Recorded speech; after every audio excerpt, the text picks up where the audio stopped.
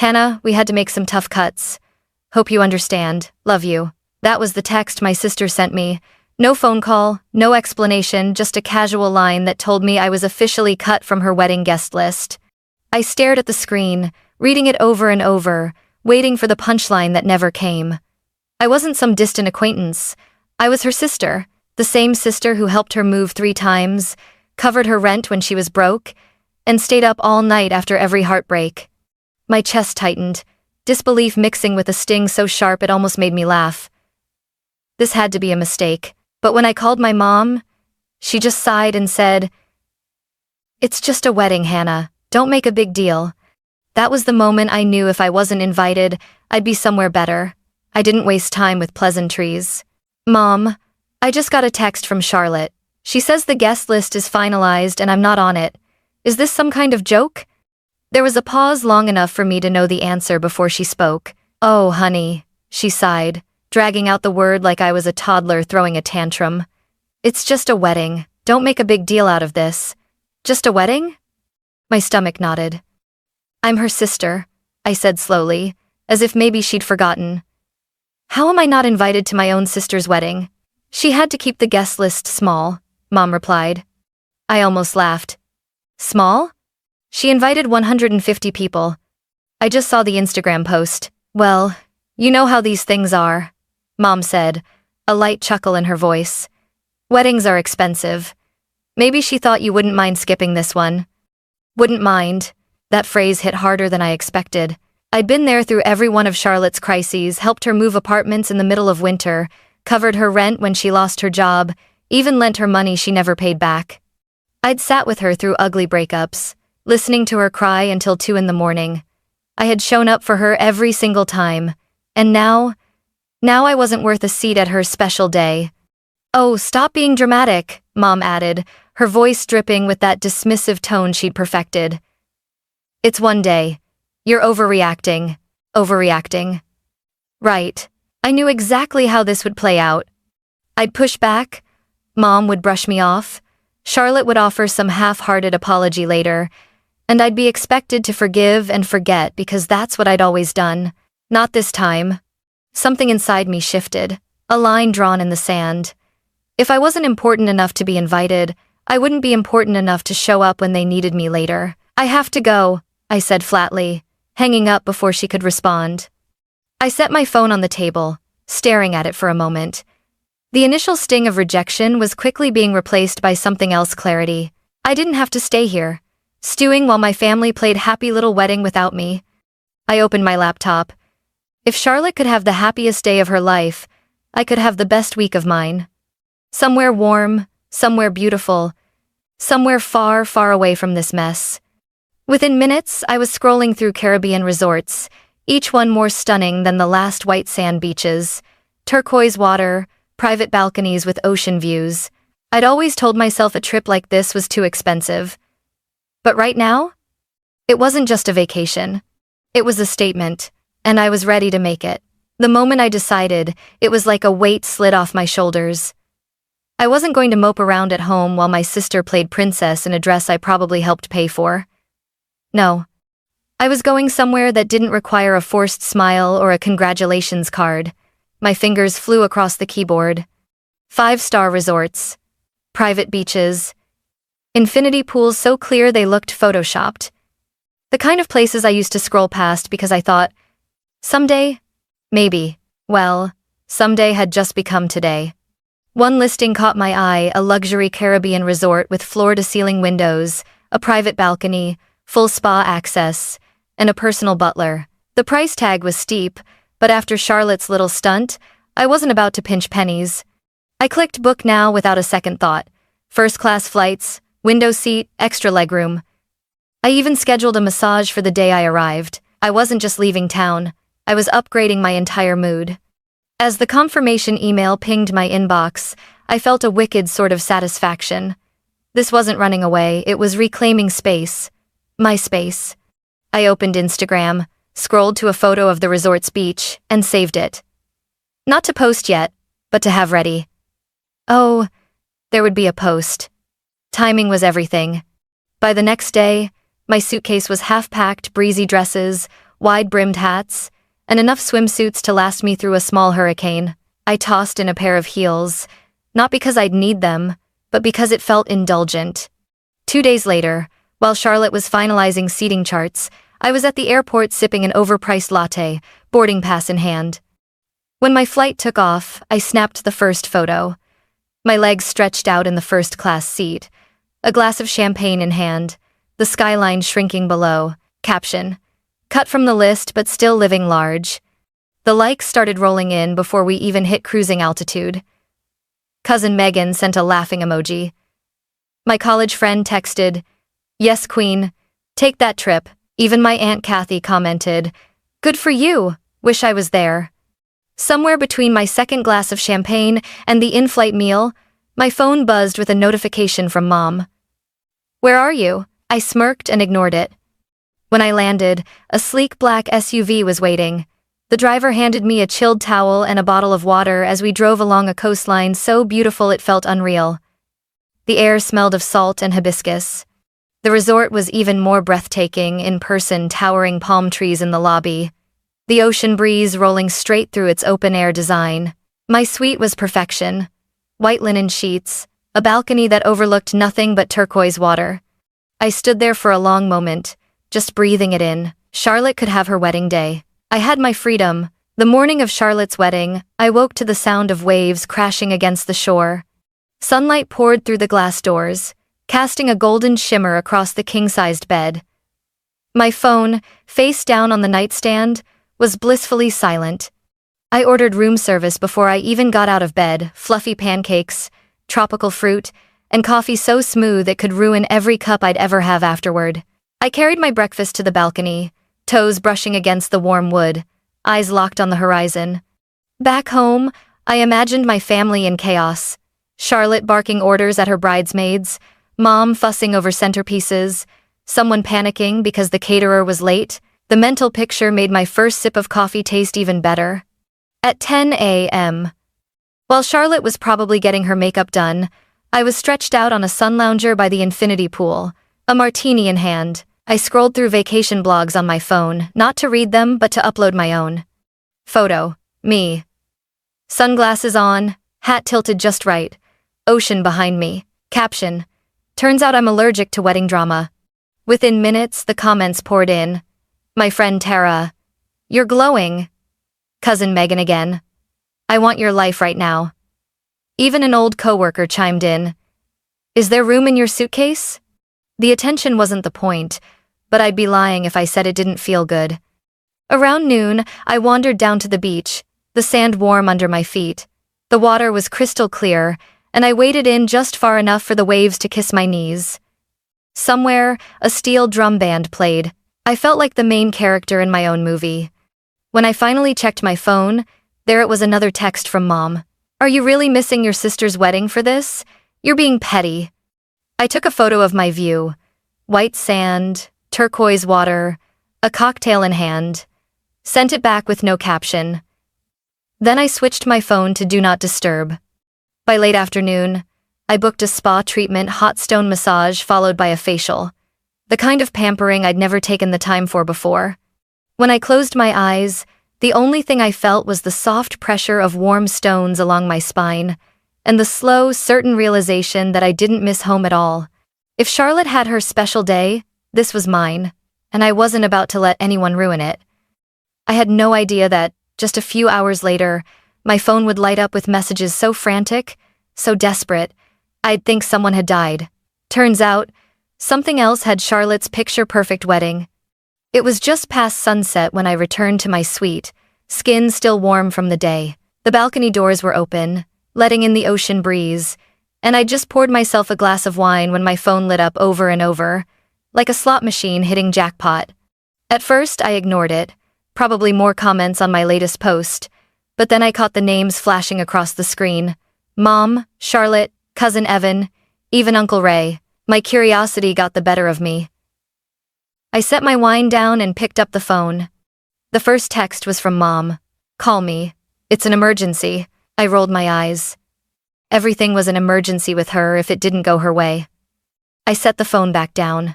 30 seconds later, another notification. Cousin Evan.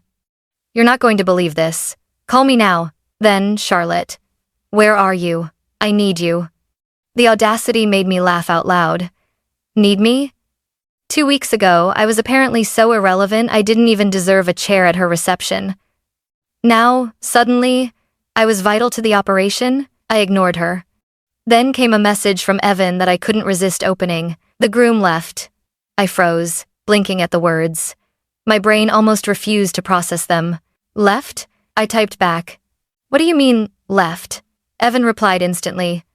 Full meltdown. Big fight during the reception. He just walked out. Gone.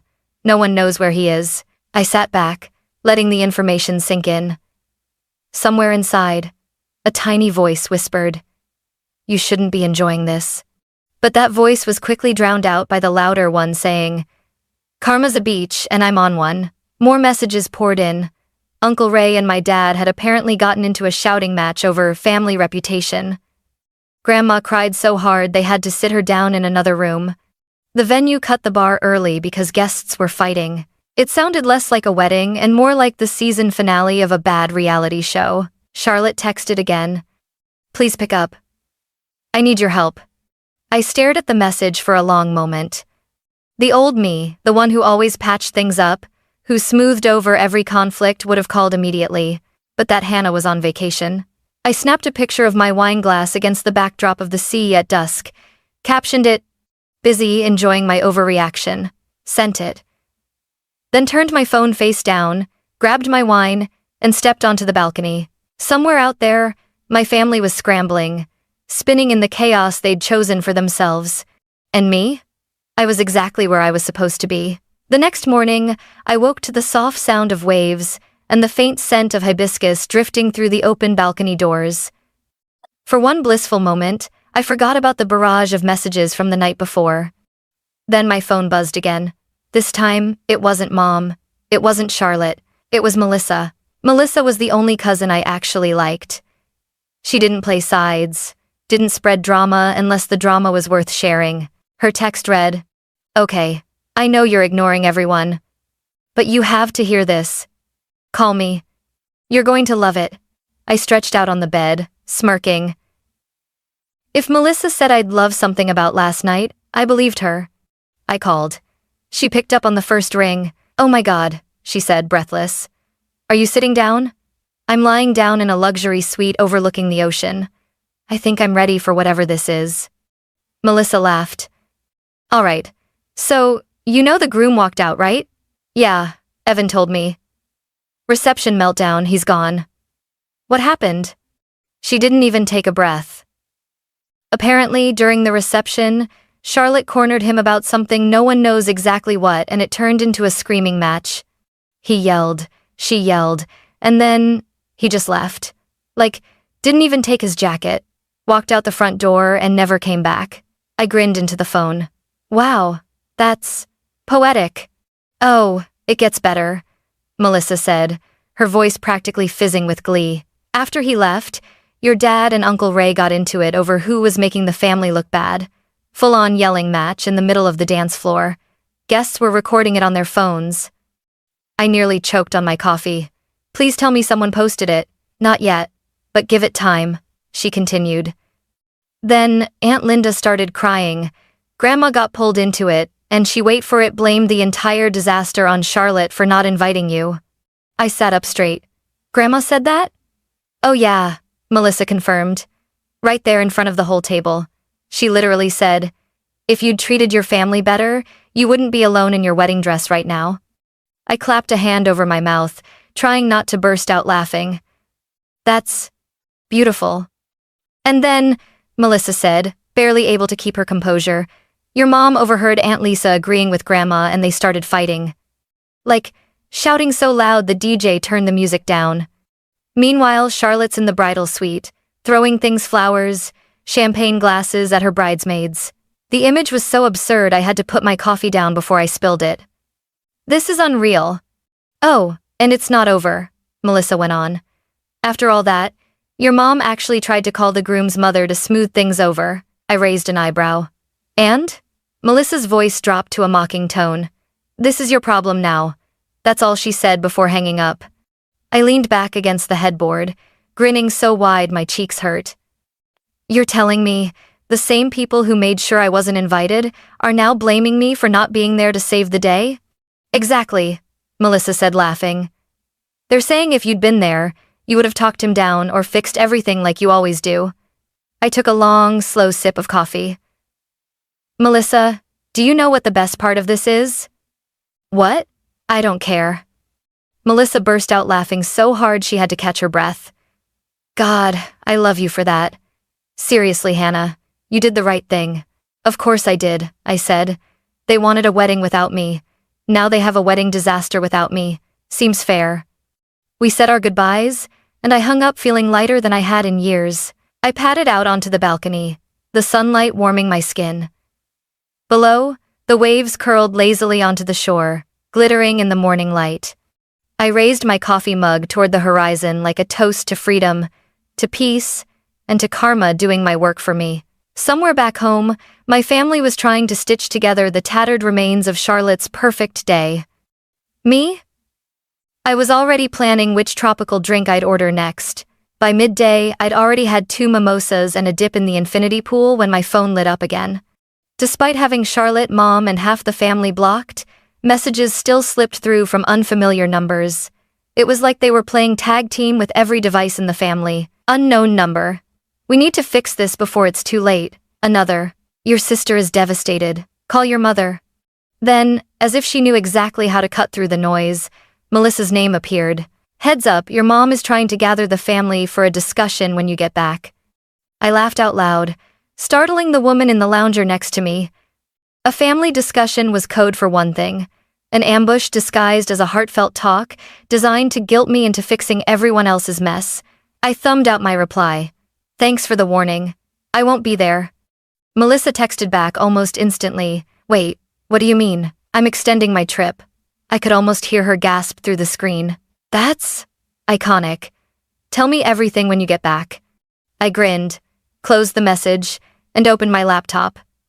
In less than 5 minutes, my return flight was canceled and my suite reservation extended by another full week. The confirmation email popped up with a little digital ding, and I swear it felt like freedom in my inbox. I wasn't just skipping their meeting, I was removing myself from their emergency contact list permanently. By the time the sun began to set, I was sitting under a shaded cabana, sipping something blue with a tiny umbrella, when I decided to send one last message to both Charlotte and Mom before reblocking them. Oh, so now you want me around? Sorry, I'm too busy enjoying my overreaction. Have fun cleaning up your own messes. Hit send. Blocked. Done. The relief was instant. For years, I'd been the one everyone called when things went wrong. Lost keys, bad breakups, rent due, family fights. My role had always been the fixer, the one who swallowed her own needs to patch everyone else's problems. Not anymore. That night, I treated myself to a 5-star dinner by the water. The steak melted like butter, the wine was deep and velvety, and the only conversation I had was with the waiter, who smiled without expecting me to solve his life. Halfway through my meal, my phone buzzed again. For a moment, I considered ignoring it entirely, but curiosity won. It was Melissa. Charlotte just found out you extended your trip. She's furious. Mom's pacing the kitchen. Dad says good for her. Grandma is now telling everyone the wedding was cursed because you weren't there. I actually laughed so hard I had to put my fork down. Cursed, huh? Maybe she was right. After dinner, I walked along the beach, the warm water brushing my ankles, the moonlight painting the waves silver. For the first time in years, my mind wasn't busy rehearsing how to fix someone else's disaster. It was just quiet. Back at the suite, I poured myself a final glass of wine and sat on the balcony, watching the tide. In the distance, I could see the faint flicker of boat lights, the gentle pulse of the ocean. Charlotte's wedding had fallen apart. My family was running in circles, chasing pieces they'd never fit back together. And I was here, thousands of miles away, finally learning what it felt like to put myself first and like it. I took one last sip, set down the glass, and whispered to no one in particular. Not my circus, not my monkeys. The waves rolled in like applause. The first morning of my extended stay, I woke up without an alarm. No buzzing phone, no half-panicked voice on the other end of the line. Just the slow, steady rhythm of the ocean and the smell of fresh coffee drifting in from the breakfast cart the staff had wheeled onto my balcony. For years, my mornings had started with other people's problems. Voicemails from Charlotte about rent, texts from Mom about family drama, messages from coworkers about last-minute deadlines. But here, the only decision I had to make was whether I'd spend the day by the pool or down on the beach. I wrapped myself in the plush white robe the resort provided, took my coffee to the balcony, and let the warmth of the sun soak into my skin. For the first time in, honestly, maybe forever, I didn't feel like I owed anyone anything. Melissa sent the occasional text little updates from the front lines of the family implosion, but she knew better than to bombard me. One morning's gem. Charlotte is trying to organize a makeup ceremony. Half the family says no. Aunt Linda says she's still hungover from the original wedding. I laughed out loud. There was something poetic about watching them try to duct tape the pieces back together without the one person who used to be their glue. In the afternoons, I'd wander into the spa for treatments I didn't even know I needed.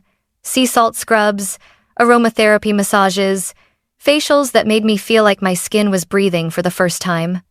In the evenings, I'd eat by the water, the air warm against my shoulders, the sound of the waves a constant backdrop. Somewhere out there, the family narrative was probably shifting. By now, I was sure I'd gone from overreacting to selfish to cold. And maybe they were right if selfish meant finally taking care of myself. On the fourth day of my extended stay, I took a sunset cruise. The sky bled orange into pink, into deep purple, and as I stood at the rail, the breeze in my hair, I realized I didn't miss them at all. Not the way I thought I would. What I missed, if anything, was the version of me who used to believe showing up for people who wouldn't do the same was some kind of virtue. She had been tired, she had been taken for granted, and she was gone now. When the boat turned back toward the shore, the lights of the resort glittering in the distance, I made myself a quiet promise. This peace, this sense of freedom, wasn't going to end just because the trip eventually did. On my last evening at the resort, I sat barefoot on the balcony, a glass of champagne in hand. The ocean stretched endlessly before me, the sky melting into shades of gold and coral as the sun dipped low. Back home, I imagined Charlotte still chasing after scraps of her makeup ceremony, Mom pacing the kitchen, half the family avoiding group chats altogether. It wasn't my business anymore, and for once I meant that. I took out my phone not to check their messages but to capture the view. The picture was perfect. The curve of the shoreline, the shimmer of the water, the soft glow of the sky. I posted it with one final caption: "Peace looks good on me." Within minutes, the likes and comments rolled in, friends cheering me on, old acquaintances sending heart emojis. But this time, I didn't post for them. I posted for me. I raised my glass to the horizon, letting the quiet sink deep into my bones. No guilt, no tension, no last-minute emergencies. Just the sound of the waves, the salt in the air, and the knowledge that I had finally stepped out of a role I never chose in the first place. Charlotte's wedding had fallen apart without me. My life, on the other hand, had never felt more whole. I took a slow sip, savoring the moment, and smiled. Zero regrets.